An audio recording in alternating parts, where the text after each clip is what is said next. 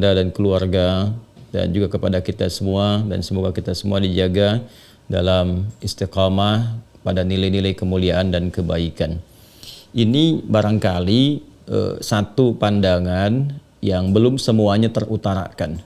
Demikian husnudzan kita memaknainya. Ya, yang dimaksudkan di sini sesungguhnya adalah proses-proses yang berlangsung saat kita berusaha untuk memperbaiki diri, dan dalam proses ini ada rahmat Allah yang ditunjukkan kepada kita. Hanya mungkin informasi yang disampaikan tadi belum menyeluruh sifatnya. Baik, sekarang kita akan coba detilkan. Seorang hamba yang melakukan kesalahan, berbuat keliru, menempatkan satu kegiatan tidak pada tempatnya. Allah larang dia kerjakan, Allah perintahkan, dia malah tinggalkan, gitu kan? Yang seharusnya setiap perintah dikerjakan, sholat diperintahkan, dikerjakan, kan? Berdusta itu dilarang, harusnya ditinggalkan. Nah, ini tertukar. Bertukarnya tempat dengan mengerjakan sesuatu bukan pada tempatnya, itu perilakunya disebut zulmun. Pelakunya disebut dengan zalim. Perilakunya disebut dengan zulmun, pelakunya disebut dengan zalim, menempatkan sesuatu bukan pada tempatnya. Nah, perilaku zalim ini punya banyak tingkatan. Ya, tingkat tertingginya nanti seperti syirik, ya kan? Itu tingkat tertinggi dari perbuatan zalim. Ya, sehingga Luqman alaihissalam ya pernah menasihati kepada anaknya, ya bunayya la tusyrik billah inna syirka la zulmun azim. Ya, Quran surah ke-31 di ayat ke-13. Contoh lagi misalnya, ada orang yang bukan sekedar tidak sholat, tapi bahkan melarang orang atau menghambat orang untuk ke masjid, untuk sholat, untuk berzikir dan sebagainya. Itu termasuk juga perbuatan zalim yang tinggi. Yang ada di Al-Baqarah ayat 114. Wa man azlamu mimman mana'a masajidallahi ay yudhkara fiha ismuhu wa sa'a fi kharabiha. Nah, perbuatan-perbuatan ini lantas kemudian disadari keliru. Ada hidayah, petunjuk Allah berikan, kemudian dijemput. Dari jemputan itu dia bertaubat. Nah, taubat itu adalah nilai kasih yang Allah sampaikan dengan sifat rahmannya di dunia, ya kan? Dan rahimnya kepada orang-orang yang mau kembali untuk memperbaiki hamba itu sehingga berjalan pada kemuliaan, yang dengan itu semua bisa berpotensi mendapatkan ridha Allah Subhanahu wa taala. Quran surah keempat An-Nisa ayat 17 sampai 18, kan? 17-nya yang positif, 18-nya yang kesan negatif yang ditangkap oleh hamba yang tidak mau bertobat dan berpeluang untuk celaka. Ayat 17 Allah berfirman, innamat taubatu 'alallahi lilladzina ya'maluna as-su'a bijahalatin tsumma yatubuna min qarib. Sungguh taubat yang diterima oleh Allah Subhanahu wa taala itu adalah taubat dari orang-orang yang menyegerakan untuk menyadari, menyesali dan kembali pada jalan yang benar ketika dia berbuat salah. Lalu ada pancaran hidayah, dia menyadari itu, segera dia memperbaiki diri. Itu diterima oleh Allah. Nah, ciri ketika diterima itu, maka ada perubahan pada dirinya. Ya, karena itu banyak redaksi di Al-Quran menyusulkan kata perubahan setelah taubat. Wa man taba wa aslaha. Siapa yang kemudian mampu bertobat dan memperbaiki diri. Ya, nah perbaikan ini yang menunjukkan bahwa dirinya telah diterima taubatnya. Biasanya tandanya itu setidaknya ada dua bagian utama. Yang pertama, dia sudah tidak menyukai lagi, bukan sekedar meninggalkan, tidak menyukai perbuatan-perbuatan buruk yang pernah dilakukan. Jadi bukan sekedar meninggalkan, tapi sudah sampai kepada satu kondisi tidak menyukai. Ya, misal ya terjebak misalnya dulu suka atau jarang mengerjakan sholat, ya suka meninggalkan, sekarang sudah tobat, dia senang dengan menunaikan sholat, dia kejar sunnahnya, gitu kan? Kemudian kalau melihat ada perilaku itu sudah nggak suka tuh, ya mengingat itu juga tidak mau, melihat orang malas sholat juga sudah muncul rasa tidak nyaman, gitu kan? Nah, yang kedua cirinya adalah sudah mulai banyak berbuat kebaikan, banyak berbuat baik. Jadi diganti itu kalau di bahasa Quran surah ke-11 Hud ayat ke-114, kan, innal hasanati yudhibnas sayyi'at aqimis salata tarafain nahar wa zulafan minal lail innal hasanati yudhibnas sayyi'at. Tunaikan salat itu di sepanjang siang, kemudian juga di dua sisi di waktu malam, ya kan? Kemudian yang paling menarik apa? Innal hasanati yudhibnas sayyiat. Sungguh kebaikan-kebaikan itu akan menutup yang jelek-jeleknya. Jadi kalau kan dengan sholat itu menggugurkan dosa-dosa kecil secara otomatis, ya. Jadi kata Nabi sallallahu alaihi wasallam menyampaikan kafaratun 5 bainahunna. Kan as-salawatu ila salawat, salat satu ke salat yang lainnya, al-jumu'atu ila al-jumu'ah, Jumat ke Jumat, wa Ramadan ila Ramadan, kafaratun 5 bainahunna. Salat satu ke salat yang lainnya, Jumat satu ke Jumat yang lainnya, Ramadan ke Ramadan. Jika kita mengerjakannya, ikut Jumatan, ikut Ramadan, ya kan? Kemudian juga salat kita tunaikan, itu otomatis menggugurkan dosa-dosa kecil yang terjadi di antaranya. Dosa-dosa besarnya dengan taubat. Nah, berhasilnya taubat atau gugurnya dosa kecil dan besar tadi ketika muncul hasanat, kata Al-Quran. Kebaikan-kebaikan mulai muncul, yang jeleknya mulai tenggelam, mulai hilang. Ini tanda Allah mengampuni dosanya. Nah, ketika dosa itu diampuni, selesai semua. Ya, tuntas.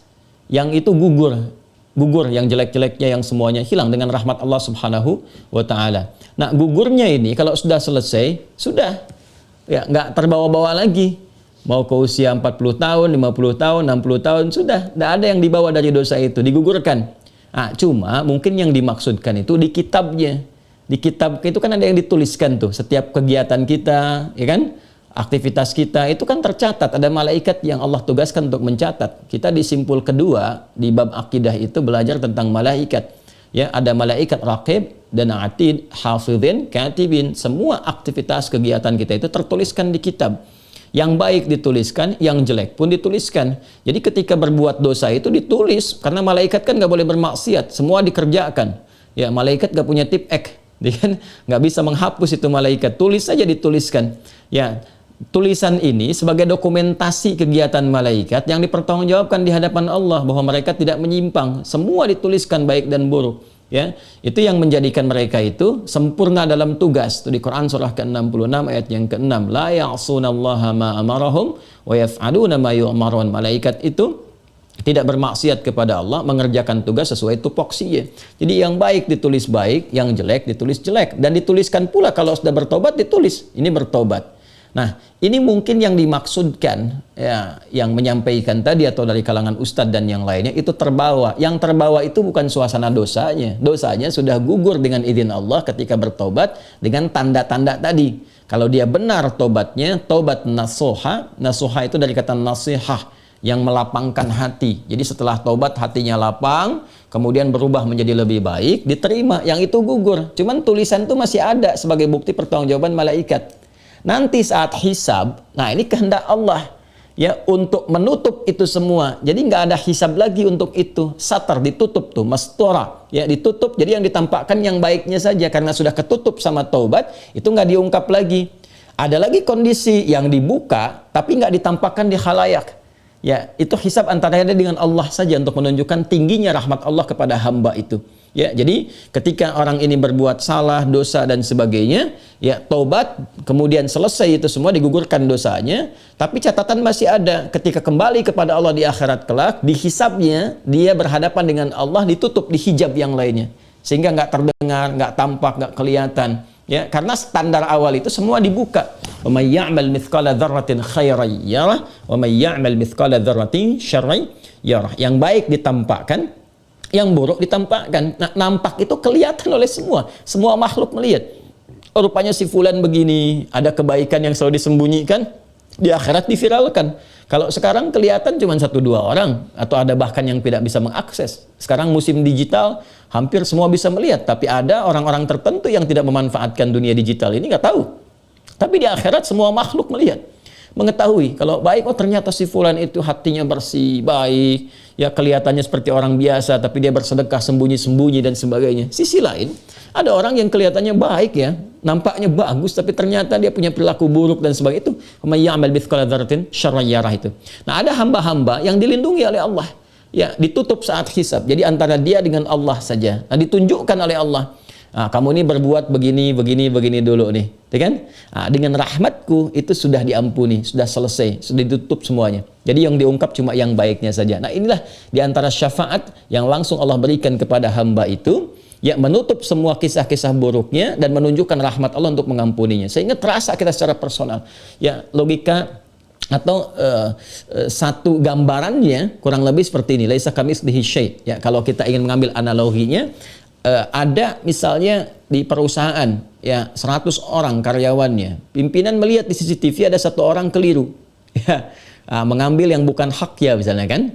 Nah, dibiarkan dulu tuh, lalu besoknya ternyata dia mengembalikan lagi karena ada kebutuhan tertentu, dengan misal kelihatan lalu dipanggil. Tidak disebarkan, diinfokan, diumumkan di karyawan lainnya. Hanya secara personal disampaikan. Kamu ini berbuat seperti ini. Tapi saya tahu nih, ya kamu tutupin lagi begini, dibalikin lagi besoknya. Ya ditanya kenapa begini-begini. Ya sudah, perbaiki kinerjamu ya. Sekarang kamu jangan berbuat begitu lagi. Kemudian dikembalikan ke tempat lagi dia bekerja. Menyatu lagi dengan yang lainnya. Bukankah itu lebih indah? Dan setelah itu kita merasakan respect pada pimpinan kita kan? Karena menutup kesalahan, menutup begini. Hanya antara personal saja.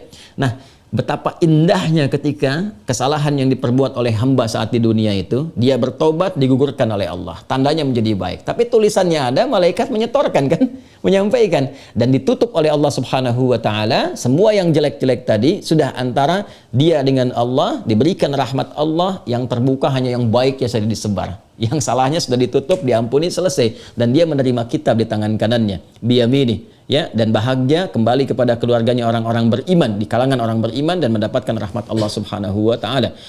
Mungkin husnudzan saya itu yang dimaksudkan, hanya cara mengungkapkannya mungkin belum sempurna, sehingga seakan-akan kesan yang dibangun setelah taubat pun masih dosa juga terbawa, ya, sehingga ada kesan loh, terus taubat saya diterima apa enggak, apa faedahnya taubat, ya. Nah, jadi yang dimaksudkan seperti tadi, taubat itu sangat bermanfaat. Ketika taubat, dosa digugurkan, semua selesai. Hanya dokumentasi, tulisan-tulisan, catatan-catatan, ya, amal kita yang dicatat malaikat itu yang tetap terbawa. Nanti hikmah Allah menjadikan bahkan hisab bagi dia dipermudah, sudah langsung aja ke surga. Ada yang demikian, gitu kan? Ada yang kemudian dibuka keseluruhannya, ya, baik dengan buruknya bagi yang tidak benar taubatnya, ya, ada yang ternyata taubatnya manipulatif juga atau naik turun dan sebagainya, tetap dibuka. Ada yang taubat yang benar, sudah Allah nggak akan buka lagi. Ya, lalu dihisab dia secara pribadi, kemudian ditampakkan nih catatan malaikat begini. Cuman karena kamu pernah tobat, ini sudah nggak berlaku. Ya, dari sejak kamu tobat ini sudah hilang semuanya. Ya, lalu rahmat Allah diberikan dan dia mendapatkan kemuliaan. Itu yang dimaksudkan. Ya, jadi jangan salah kita menangkap bahwa pernyataan ini menggugurkan taubat yang telah dilakukan. Bukan ya. Taubatnya Allah terima jika menghasilkan tanda-tanda tadi dan sekaligus gugur dosa-dosa dia. Jadi begitu yang baik-baik itu muncul, yang jelek ini gugur, hilang.